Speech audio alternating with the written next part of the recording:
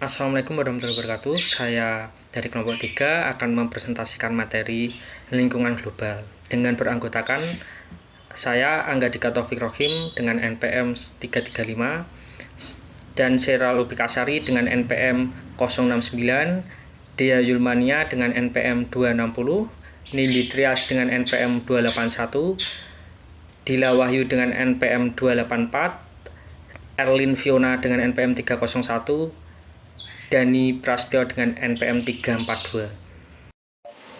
Di sini, saya akan menjelaskan tentang globalisasi dan lingkungan global.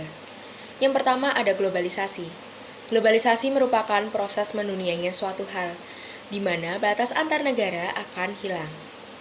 Globalisasi dipengaruhi oleh beberapa faktor, antara lain perkembangan teknologi, perkembangan telekomunikasi, ilmu pengetahuan, transportasi, dan lain sebagainya.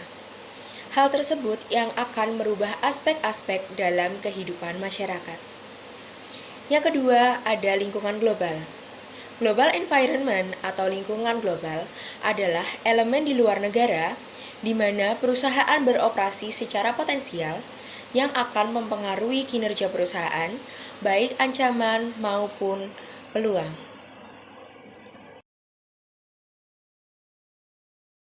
Selanjutnya adalah pentingnya perusahaan melakukan globalisasi. Melalui globalisasi, perusahaan-perusahaan dapat memperoleh manfaat dari industri dan teknologi yang dikembangkan di luar negeri.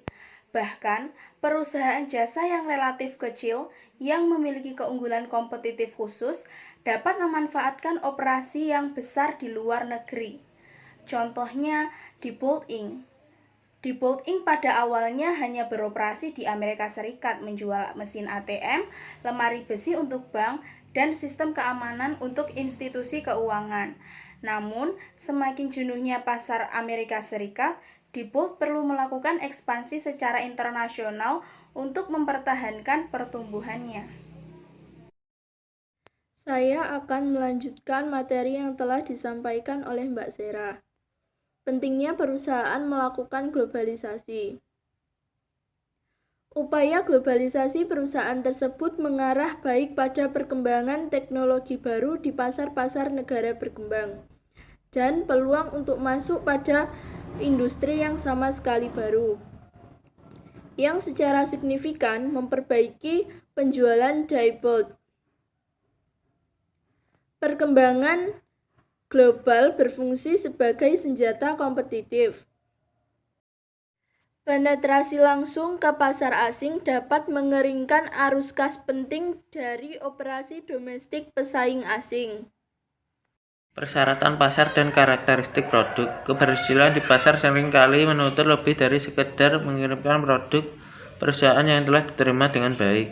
Secara domestik luar negeri, perusahaan-perusahaan harus menilai dua dimensi utama dari permintaan pelanggan, penerimaan pelanggan atas produk standar dan tingkat inovasi produk yang diinginkan. Fakta strategi global. Seluruh pasar dijajarkan sepanjang suatu kontinum mulai dari pasar produknya standarisasi sampai pasar yang produknya disesuaikan dengan pelanggan dari suatu pasar ke pasar lain. Dengan cara yang sama, produk juga dapat dijajarkan sepanjang suatu kontinum mulai dari produk yang tidak sering mengalami inovasi sampai produk yang sering kali harus diperbarui.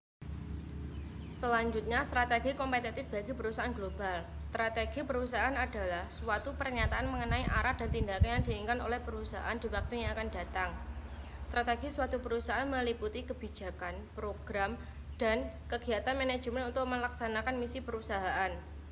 Strategi untuk perusahaan-perusahaan yang berusaha bergerak ke arah globalisasi di lini produk suatu perusahaan.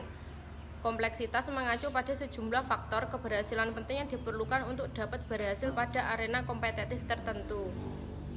Ketika suatu perusahaan harus berhasil, semakin meningkat kompleksitasnya. Keragaman variabel kedua mengacu pada luasnya lingkup usaha suatu perusahaan. Jika suatu perusahaan menawarkan banyak lini produk, tingkat keberagaman menjadi tinggi.